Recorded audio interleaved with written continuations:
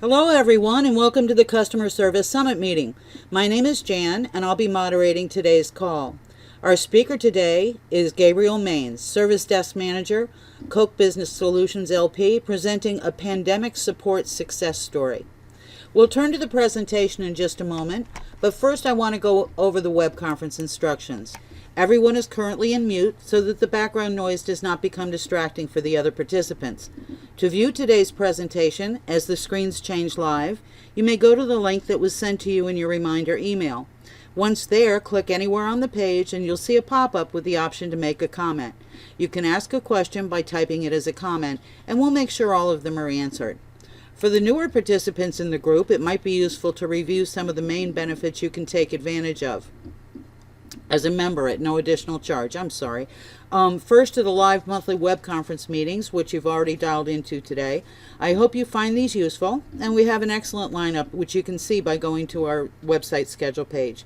Second, we do record all of these, so if you're traveling or stuck in another meeting, simply log in at your leisure, and the full archives of past meetings are available to you with a number of interesting topics. Third, get to know the other members. By logging in, you can see all of their profiles, and we're glad to make any introductions if wished. Fourth, if you're wrestling with any key issues or decisions, we strongly encourage you to reach out to the other members, and our site makes it very easy to post questions. The seniority and experience of your fellow members makes this the best possible forum to get advice from others who've probably dealt with the same issues and can give you sound advice on what worked and what did not. Fifth, we really encourage site visits. If you've not visited others' offices to have a great discussion on best practices and see their facilities, please do so. You can log in to see the other members' companies and cities, so feel free to reach out, or as mentioned, we're happy to make introductions.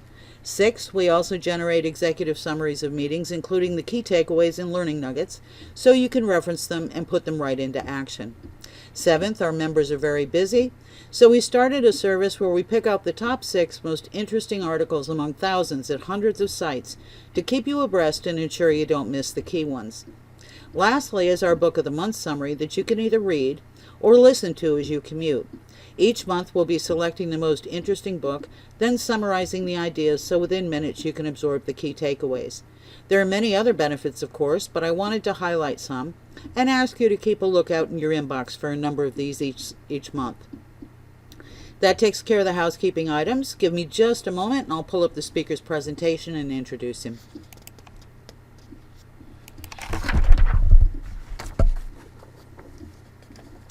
Okay, all set. Now before I turn the call over, I'd like to tell you a little about our speaker today. Gabriel Maines is the Service Desk Manager for Koch Business Solutions, the service branch of Koch Industries.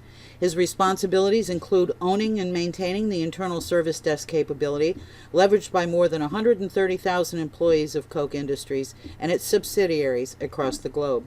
Gabriel has more than 20 years of experience in customer service-related roles, both inside and outside Koch. Gabriel, thank you so much for being with us today. Just say next when you wish the slides to advance, and the floor is all yours. Sounds good. Thanks, Jan. Hello, everyone. My name is Gabriel, as Jan mentioned. And today we really wanted to share a positive story and what we've learned as a result of this pandemic. So what we're going to do is we're going to share how preparedness and planning allowed Koch's global service desks to minimize the impacts of the worst-case support scenario, as all of us are currently in right now. Next slide, please. So first, a little bit about Koch Industries. Koch is a conglomerate of companies employing more than 130,000 people in over 70 countries across the globe. We make products, a wide range of products,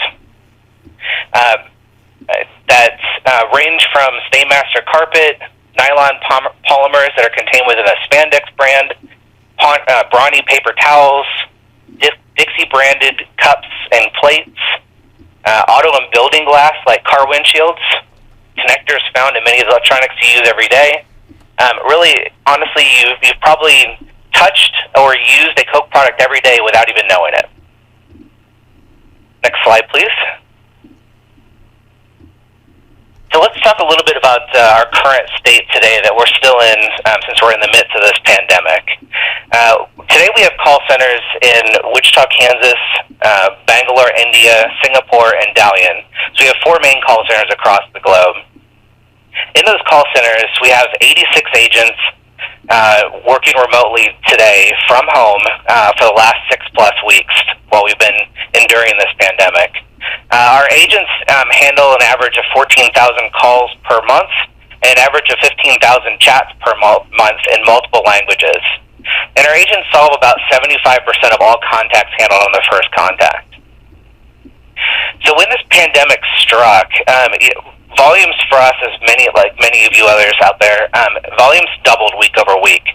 We had a huge surge of incoming support requests, and that was a lot due to the fact that our business was having to adapt and shift to maintain the business and their ability to work in these new times.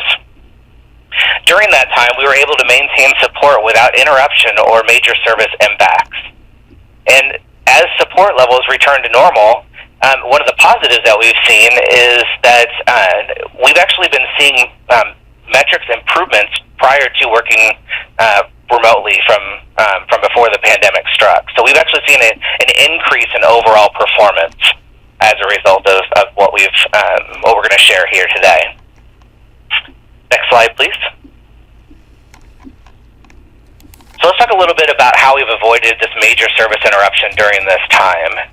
We're going to discuss 3 main areas that drove that success. The first being our shift to cloud-based tools that has been the technology that has enabled us to and our adaptability in this situation. The second is our business continuity and disaster recovery strategy that we have planned for and that we test regularly, and how we go about doing that. And the last is going to be how we're set up to manage our entire remote workforce. So what do we have in place that allows us to be successful managing our remote staff today? Next slide, please. Okay, so cloud-based tools. Moving the tools we rely on for our service has allowed us to be flexible both during this pandemic and before. So a little bit of historical here. Probably our biggest hurdle, as we've been shifting many of the tools that we work with today, such as our ticketing system, our chat platform, our office suite, our workforce management tools, things like that. Probably our biggest hurdle that we've had to overcome is the shift of our cloud contact center or our call platform from an on-premise solution to the cloud, so that we can be more flexible and agile. Doing these things and shifting these things to the cloud has really removed our reliance on specific hardware or infrastructure, and has allowed us to adapt quickly to the changing environment. And is one of the main reasons why we have been set up for success in this pandemic.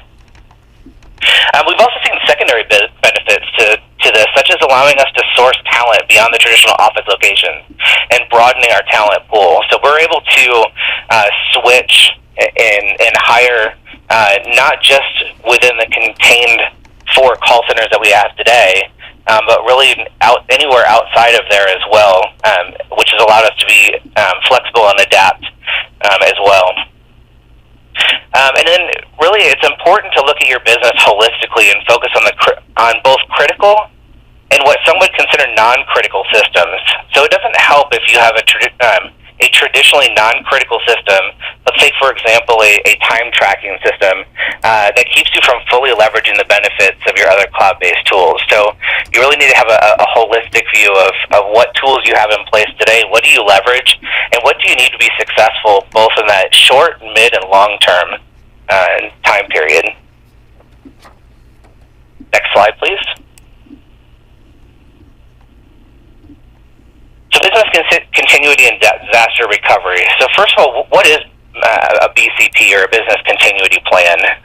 By definition, it's the process involved in creating a system of prevention or recovery from potential threats to the company.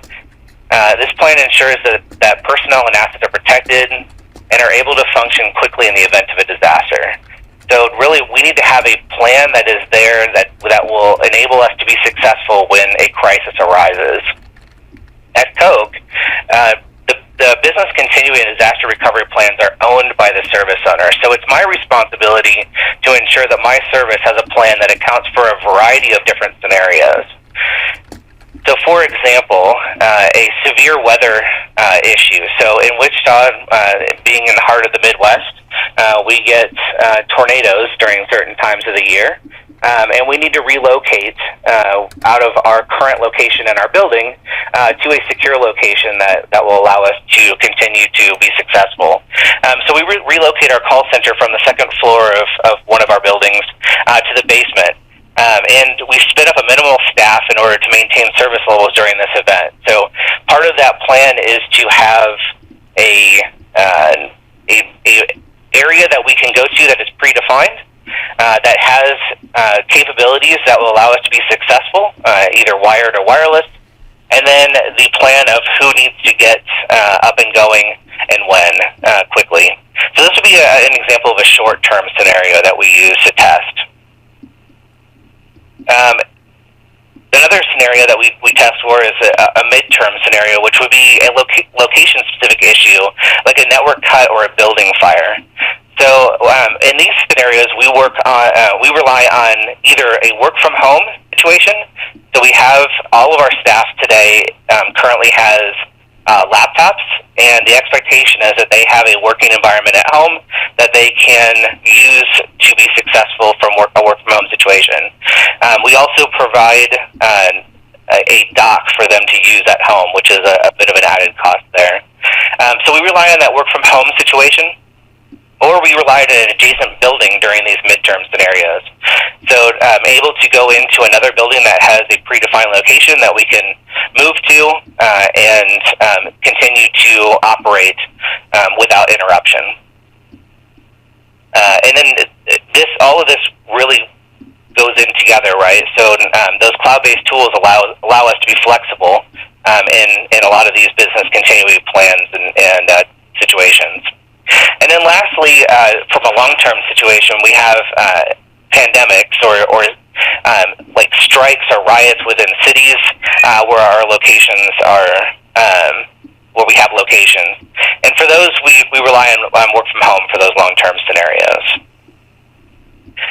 But having a plan and knowing the plan isn't enough, right?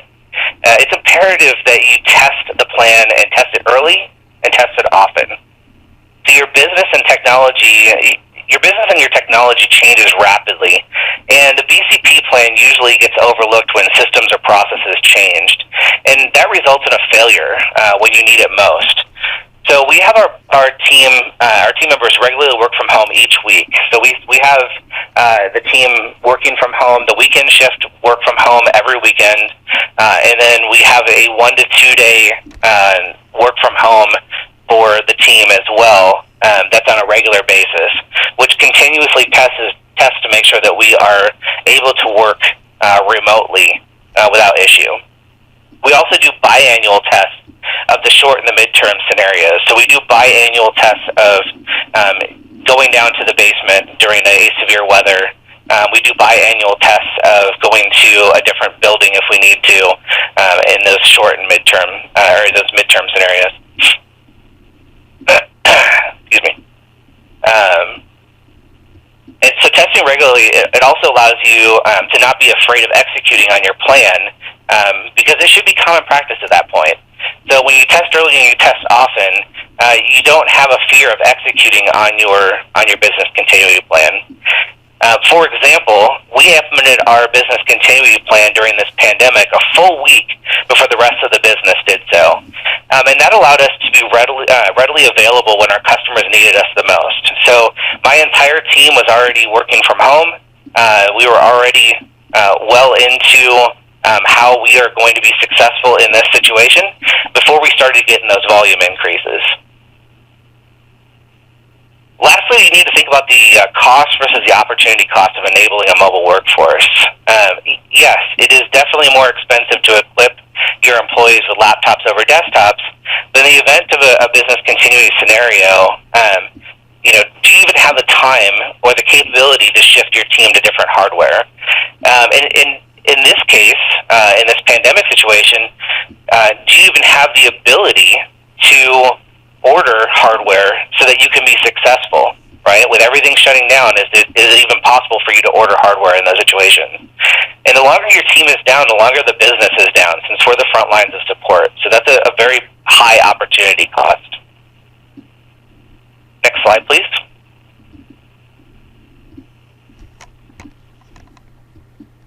Lastly, is managing our remote workforce. The real-time metrics are a key to managing a remote workforce. The nice part about the tools that we have in place today is that we have the ability to see who is on a call or a chat at any given time, and then we empower what we have as our team leads or our operation leads to reach out to the team and offer assistance, understand their capacity, and hold the team accountable for communicating when they need to step away for breaks or meals.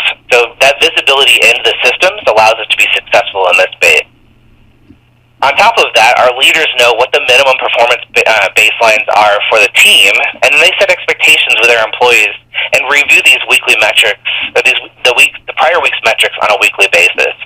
So having your supervisors or your leaders aware of what does good look like, and then holding the team accountable for that, and setting those expectations with the team so that they know what the expectations are going in. But everything isn't entirely about metrics. Good communication channels are just as important.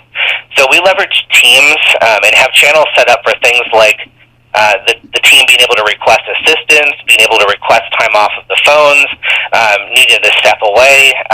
Those communication channels are open and accessible to the entire team. Since they can no longer tap their neighbor on the shoulder, we really need to give them the same ability in a virtual space to do the same kind of thing. So thinking about those kind of things. So we've set up numerous team channels for them to be successful in this space as well. Along these same lines, providing an environment that allows for collaboration, regardless of location, to keep morale up. So it's important to do things like virtual team meetings and daily stand-up meetings where employees can interact and have a voice. And provide events like virtual social hours or just impromptu calls to check in on the team and boost morale. So we've been doing a couple of things like weekly socials, after hours. We'll do a Teams meetup where it's completely voluntary. People can come in. But especially during this time of the pandemic when everyone is feeling very socially isolated, we've had great response in those things. Those events. We've been doing some weekly challenges as well with, specific color of outfit day or a superhero day or a wear a funny hat day, really to, again, boost morale, collaboration, and get the team to have a little fun while we're all going through the same thing. And then lastly, just being able to reach out to your team and call them ad hoc. So not scheduling a meeting to talk, but just what they call a water cooler conversation, right? So that's a big thing that gets missed when you're managing a remote workforce is that transition from being able to get up and have that ad hoc conversation. You need to figure out how to do that virtually. And so that's something that we've been doing as well, is those ad hoc conversations.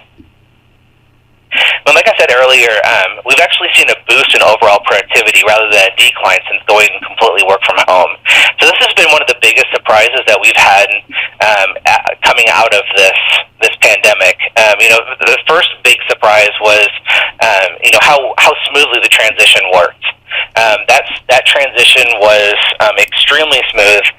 We did have a bit of higher than expected hold times, but that was to be expected because of the amount of volume that we were getting during the first opening weeks of the pandemic. But really the biggest surprise is that we really didn't have any service interruption at all.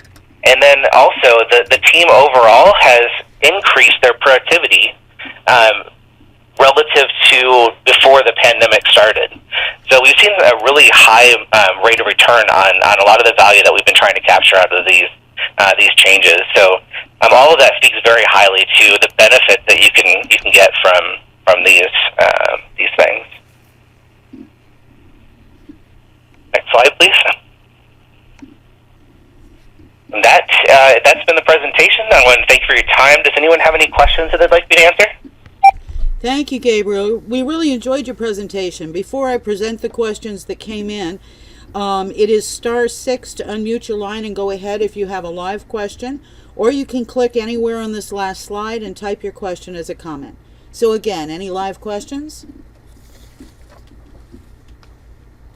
Okay, Gabriel, we've had several questions throughout your presentation. Keep in mind you may have touched on these topics, but I'm going to ask all the questions anyway in case there's something you'd like to add to or elaborate on. Great. Okay, the first question that came in, someone says, you said, I believe, that 86 agents were working from home. Is that all of them? The volume seems huge for that number. Yes, that is the total number of agents that we have for our call centers.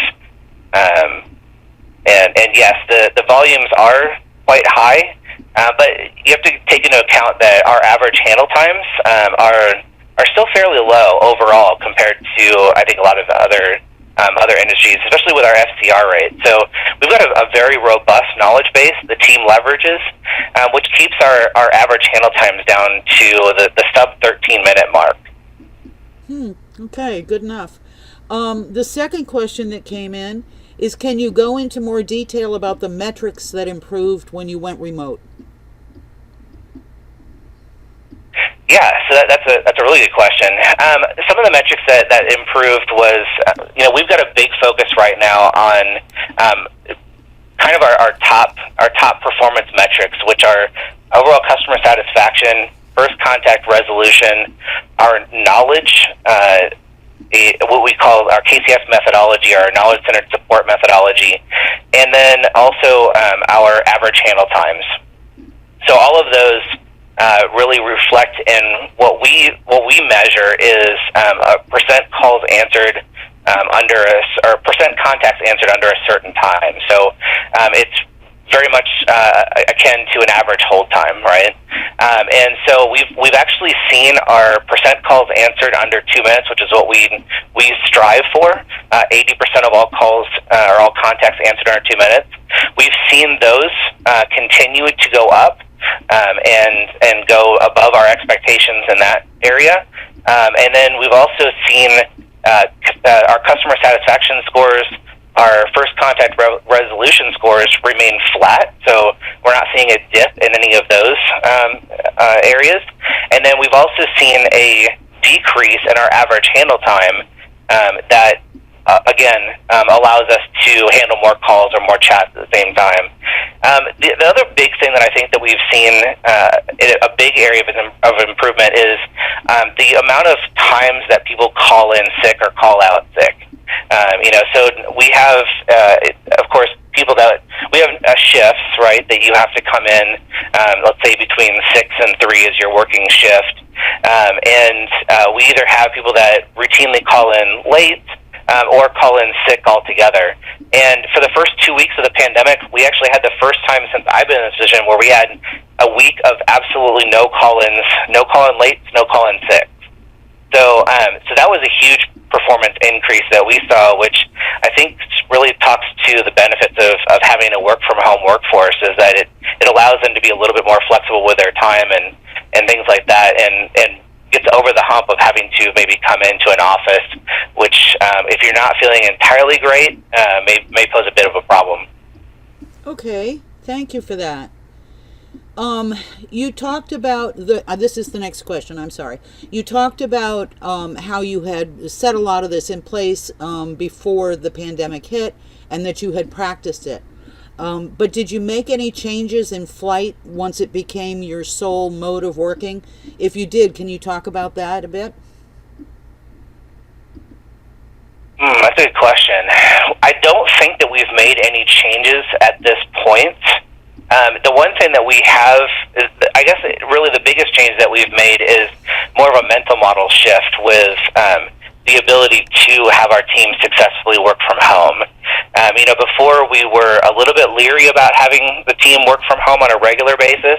Yes, we've had a policy of 2 days a week, up to 2 days a week working from home. But we really kept that to the folks that were performing in the role, and some performance metrics based around that.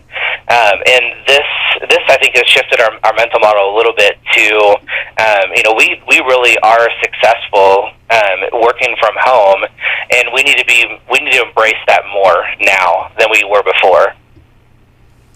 Okay, thank you. And that feeds right into the last question that was asked, which is, if productivity is up, are you thinking about staying with remote work? That has been discussed, absolutely. We do have, I think, a ability to work remotely, and we're having those conversations with our employees around what does that look like for them. So we're really taking it on a case-by-case individual basis rather than a blanket change. So the only blanket change that we're making is having those conversations now. Okay, very good. I think you've covered everybody's questions. Do you have any final thoughts or words of wisdom you'd like to share before we end the summit today? Not that I can think of, no. Okay, that's fine. And on behalf of all the executives on the line, I'd like to thank you for sharing such powerful ideas and key thoughts with us today. Your involvement and dedication to our profession sets a high benchmark for others to follow. For all of the participants on today's call, thank you for your continued membership and insightful questions for today's speaker. And the meeting is now officially concluded. Gabriel, thank you so much again, and everyone have a great day. Thank you. Bye-bye.